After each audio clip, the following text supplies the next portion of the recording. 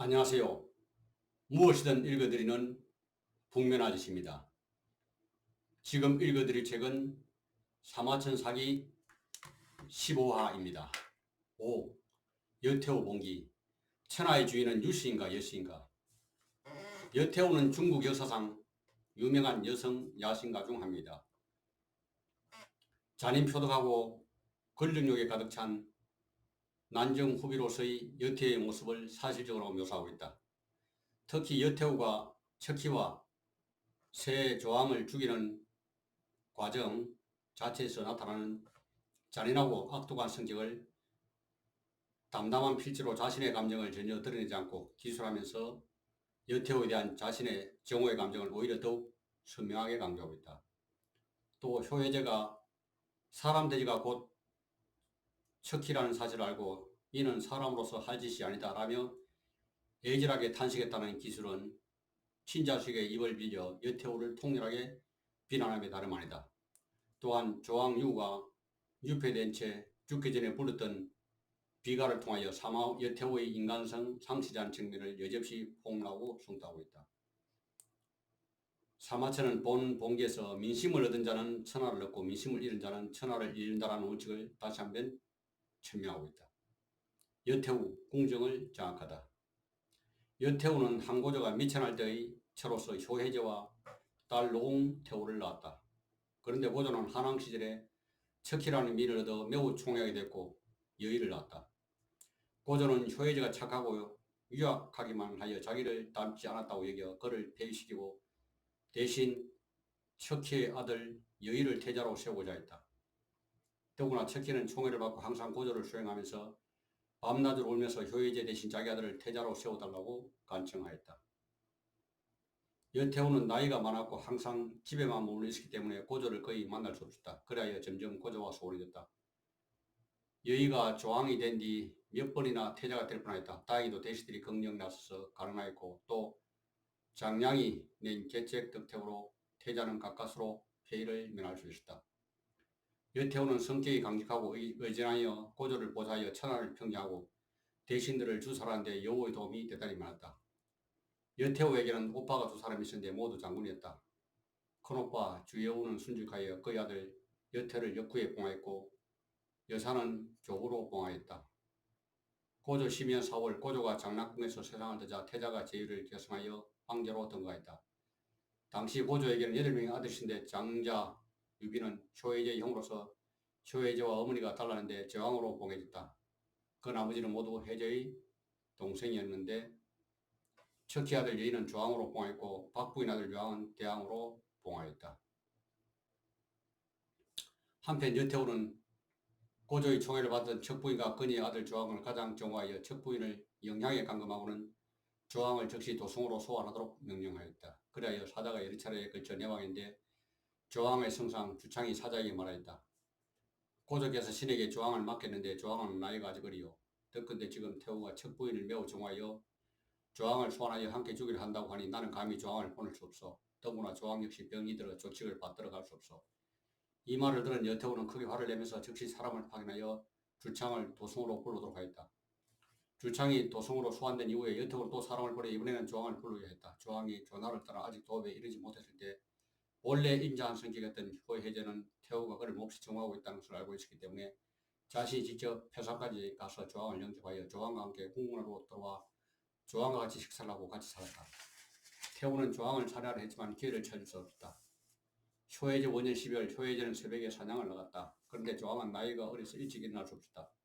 태우는 조왕이 집에 홀로 있다는 말을 듣고 곧 바로 사람을 보내 독주로 가자 그에게 먹이도록 하였다. 날이 밝자 효혜제가 비로소 돌아왔는데 조왕은 이미 죽어 있었다. 얼마 뒤 태우는 척부인의 손과 발을 자르고 눈을 뽑고 귀를 불로 찢고 벙어리가 되는 양을 먹여서 돼지우리에 살게 하고 그녀를 사람돼지 즉 인체라고 부르도록 하였다. 그러고 나서 며칠 뒤 태우는 효혜제에게 가서 사람돼지를 보도록 하였다. 효혜제가 그것을 본 뒤 주위에서 알아보고 나서야 비로소 이것이 척부임을 알고 큰 소리로 통고하였다. 그리고 이로 인하여 병을 얻어 1년 동안 일어날 수 없었다. 효혜제는 사람을 보내 태우에게 이는 사람이 할 수 있는 일이 아닙니다. 나는 태우의 아들로서 천하를 다스릴 수 없습니다라며 탄식했다. 이후 효혜제는 매일같이 술을 마시고 엄나게 빠져 정사를 돌보지 않았고 이로 인하여 병이 깊어져 치유되지 않았다. 효예제 2년 10월에 해제와 제왕은 여토를 모시고 잔치를 열어 술을 마셨는데 해제는 제왕이 형이기 때문에 일반 백성 집안 내 예일처럼 그에게 독자를 양보했다. 그러자 여태오는 크게 화를 내고 곧 사람 시켜 두 잔을 독주를 따르게 하여 앞에 놓고 제왕이 일어나서 술을 마시고 축사하도록 하였다. 제왕이 낮에 해제도 일어서서 제왕과 함께 여태오에게 축수를 올리려고 했다. 태우는 해제가 그 독주를 마시고 겁이 나서 얼른 일어나 효예제의 술잔을 엎어버렸다. 제왕은 이를 개의하게 생각하고 그 술을 마시지 않다가 술에 취한 척하며 자를 떴다. 그는 나중에서야 비로소 그것이 독주였다는 사실을 알게 됐다. 제왕은 자신이 장안을 벗어날 수 없을 거라 생각하고 마음속으로 대단히 걱정했다. 이때 제나라의 내사 사가 제왕에게 말했다. 태후께서는 오직 효예제와 노은공주만 낳았습니다. 지금 대왕께서는 70여 개의 성을 가지고 있지만 노은공주는 단지 시급으로 몇 개의 성만 가지고 있을 뿐입니다. 만일 대왕께서 한 개의 군을 태후에게 바쳐 공주의 탕목으로 삼게 하시면 태후는 반드시 기뻐할 것이고 대왕께서도 틀림없이 걱정할 것이 없어지게 됩니다. 제왕은 그 말대로 태후에게 성냥군을 바치고 공주에게 왕태후로 존칭하자 여태후는 크게 기뻐하면서 제왕의 청을 들어주고 곧 제왕의 관제에서 잔치를 열어 아주 기쁘게 한바탕 술을 마시고 주인이 끝난 뒤 제왕을 본국으로 돌아가도록 하였다. 해제 7년 가을 8월 10일에 마침내 효예제가 세상을 떠났다. 그런데 발상 기간에도 태후는 공만할 뿐 눈물을 흘리지 않았다. 장량의 아들 장백강은 당시 시중의 지책을 맡고 있는데 나이는 겨우 15살이었다. 그는 송상에게 태후에게는 아들이 오직 효예제만 있었고 이제 세상을 떠났는데 또 공마든 할 뿐 슬퍼하지 않고 있습니다. 성상께서는 그 이유를 아십니까? 라고 묻었다. 성상이 도대체 무슨 이유인가라고 묻자 장백강이 대답하였다. 황제께서는 성인 아들이 없으니 태후가 당신들과 같은 대신들을 두려워하고 있습니다. 만일 성상께서 지금 여태 여신 여록을 장군으로 삼도록 청하여 남북군을 통솔하도록 하고 여시족이 모두 조정에 들어와 조정에서 실권을 장하게 되면 당신들 대신은 비로소 재난에서 벗어날 수 있습니다. 성상은 장백강의 계획대로 시행하였다. 태후는 거기에 기뻐하면서 그녀의 곡성은 비로소 휘청해지기 시작했다. 여시의 거세는 이때부터 솟아오르기 시작하였다. 원년 조정의 모든 명령은 여태후가 내릴 것이었다. 천하를 좌우하는 여시족. 여태후는 황제의 권한을 행사하면서 여시족을 모두 적으로 임명하고자 생각하고 먼저 이에 대하여 우성상 왕룡에게 물었다. 그러자 왕룡은 고전에 일찍이 백마를 죽여서 대신들과 함께 유치가 아니면서 왕을 칭하는 자가 있으면 세나 사람들이 함께 그를 토벌을 하라고 명시하셨습니다. 지금 여시를 왕으로 세운 것은 서약을 어기는 것입니다. 라고 대답하였다. 그러자 태후는 대단히 불쾌하면서 이번에는 자성상 진평과 치부하게 물었다. 이에 주발등은 고제께서는 천하를 평정하시고 자리들 왕으로 책봉하셨습니다. 지금 태후께서 천자 일을 하시면서 청제와 여시 자제를 왕으로 책봉하는 것은 못하실 이유 어떤 이유도 없습니다. 라고 대답했다. 태후는 비로소 크게 기뻐하며 조회를 꺼냈다. 조정회의가 끝나고 왕룡은 진평과 주발을 변론하였다. 당초 고제와 피를 마시면 명시할 때 도대체 그들은 그 장소에 없었습니까? 지금 고제께서 서가지고 태후가 여주로 군림하여 여시 자제를 왕으로 봉하려고 하는데 그대들은 오로지 아부하고 연호하면서 명세를 대신하고 있으니 또 죽은 뒤에 무슨 면목이 있어 부천에 계신 고제를 뵐 수가 있겠습니까? 이 말을 듣고 진평과 주발은 오늘 태후 면전에서 공개적으로 반다고 조정에서 긍정 논쟁하는 것은 우리가 그대만 못하고 그러나 국가를 보존하고 유시 후대의 군주지를 안정시킬 것은 그대가 우리만 못하고 라고 말하자 왕룡은 더 이상 대꾸하지 못하였다. 4월에 여세오는 여시 쪽을 저우로 봉하려고 생각하고 먼저 고조의 공신 풍무택을 박송해 봉하였다. 노은공주가 세상을 떠나자 노은태후라는 시호를 내렸다. 그리고 그녀의 아들은 노왕으로 봉하였다. 노왕의 부친이 바로 선평우 장후이다. 또 제 도양의 아들 유장을 주어에 봉하였고 여록의 딸을 그에게 시보했다. 효예제가 서간 뒤 태자가 즉위하여 황제가 되었다. 황제가 장성하여 친어머니가 이미 죽었으며 그가 황후의 소생이 아니라는 말을 듣고는 모는 어떻게 나의 생물을 죽이고 나를 자기 아들로 삼을 수 있다는 말인가. 내가 아직 어리지만 장사는 반드시 복수를 할 것이다 라고 말했다. 태후는 이 말을 듣고 크게 우려했으며 그가 별나를 잃기가 두려워하여 그를 영양히 위패하고는 황제가 중병에 걸렸다고 말하면서 좌우 사람들과 황제를 만나지 못하게 했다. 그리고는 이렇게 말했다. 천하를 점유하여 만민 백성을 다스리는 모든 사람은 하늘처럼 일체를 덮어야 하고 땅처럼 만물을 받아들여야 할 것이오. 위에 있는 사람이 백성을 안락하도록 해야 백성들도 기쁘게 복종하고 그를 섬기게 되어 상하의 감정이 서로 융화되고 천하는 크게 다스려질 수 있는 것이오. 지금 황제의 오랜 병이 치유되지 않아 미혹되고 혼미해지기에 이르러 다시 계속하여 종묘제사의 책임을 담당할 수 없게 되었으니 천하를 그에게 맡기는 것은 불가능하고 마땅히 다른 사람을 찾아 대신하게 해야 할 것이오. 그러자 여러 신하들은 모두 머리를 조아리며 황태후께서 천하 백성들의 이익과 종묘사직의 안정을 위하여 고려하신 것이 진실로 시문하십니다. 우리 신하들은 모두 머리를 조아려서 황태후의 조령을 받들겠습니다. 라고 맹세했다. 즉시 황제는 폐출되었고 태후는 몰래 그를 살해하였다. 7월 정을 태후는 조왕 유우를 도성으로 오도록 하였다. 유우는 여시의 딸을 왕으로 얻었으나 그녀를 좋아하지 않고 다른 희첩을 좋아했다. 그러자 여시의 딸은 질투심이 불타올라 태후를 찾아가 그에게 대해 나쁜 말하고 그가 죄악을 저질렀다고 보고했다. 그녀는 태후에게 조왕이 여시가 어떻게 왕을 봉할 수 있습니까? 태후가 100살이 넘어가면 나는 반드시 여시를 주민을 지킬 것이오 라고 말해주겠다고 모험했다. 태후는 이 말을 듣고 대로하여 즉시 조왕을 도성으로 소환했다. 조왕이 도착했지만 태후는 그를 관지에 머무르게 한 채 전혀 만나주지 않으면서 위사에게 그를 포위하고 먹을 것을 주지 말라고 명령했다. 만약 신하들 중에 누군가 몰래 조왕에게 밥을 주게 되면 즉시 붙잡아 죄를 물었다. 조왕은 굶주렸고 이에 노래를 불렸다. 여시가 정권을 잡고 유씨는 이토록 짜겠보다 왕후를 협박하여 여시 아내를 강요당했다.